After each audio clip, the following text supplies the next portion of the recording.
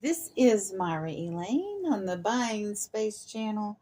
Today I am reading out of the four Gospels: Matthew, Mark, Luke, and John. I am in Luke chapter 13. The four Gospels are the life of Jesus. These red letter words are the words of Jesus. And I'm starting in verse 10. One Sabbath day, as Jesus was teaching in a synagogue, he saw a woman who had been crippled by an evil spirit. She had been doubled, she had bent double for 18 years and was unable to stand up straight. When Jesus saw her, he called her over and said, "Dear woman, you are healed of your sickness." Then he touched her, and she could stand up straight. How she praised God. But the leader in charge of the synagogue was indignant that Jesus has healed her on the Sabbath day. There are 6 days of the week for working, he said to the crowd.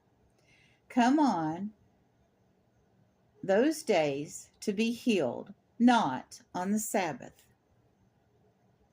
But the Lord replied, "You hypocrites, each of you work on the Sabbath day.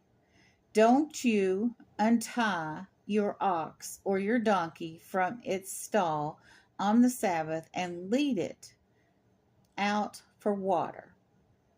This dear woman, a daughter of Abraham, has been held in bondage by Satan for 18 years. Isn't it right that she be released, even on the Sabbath?" This shamed his enemies, but all the people rejoiced at the wonderful thing he did.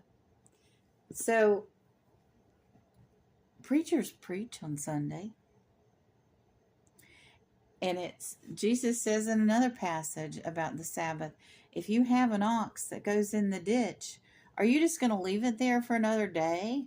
No, it'll die. So you take your ox out of the ditch, even on a Sabbath. If you have a family member that's sick, do you wait to take them to the emergency room on Monday? Of course not. You take them to the emergency room to get them help as they need it. Yes, you have to drive the car. You might have to push a wheelchair. You might have to do work to heal your family member. And here, Jesus performed a miracle. I don't know why the Pharisees and Sadducees decided that they could not do healing on the Sabbath. But Jesus is right. You should do good on the Sabbath. Now, I'm saying that you read the Bible, pray, go to church if you're able, meditate, and have that transformative Sunday or Sabbath experience. Or if you worship it another day, you have your Sabbath experience and you rest and you renew yourself. But if there's something good you can do on the Sabbath, or there's something that's imperative that you need to do, Jesus Christ himself has told us we can do good on the Sabbath. So if you want to go down and feed the homeless or serve in a soup kitchen or get ready a donation that you don't have time for the rest of the week, absolutely. God would be happy with you if you did that kind of activity on the Sabbath. Do we do that every week? No, but occasionally things happen. Timing happens. And God wants us to give. We spend the rest of the week toiling for our own profit, our own survival.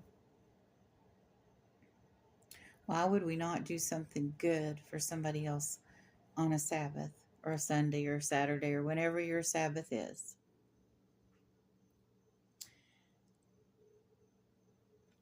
And the disciples gleaned wheat on the Sabbath. They didn't harvest a crop. They just went off the road, gleaned some wheat off the path so they could have sustenance. If your family's hungry, are you not going to fix them a meal or obtain them a meal on your Sabbath? I don't think so. I don't think God wants anyone to perish or go hungry or not be healed because of rules. He's laid out a plan.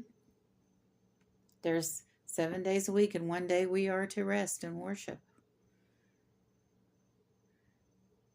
But there are exceptions.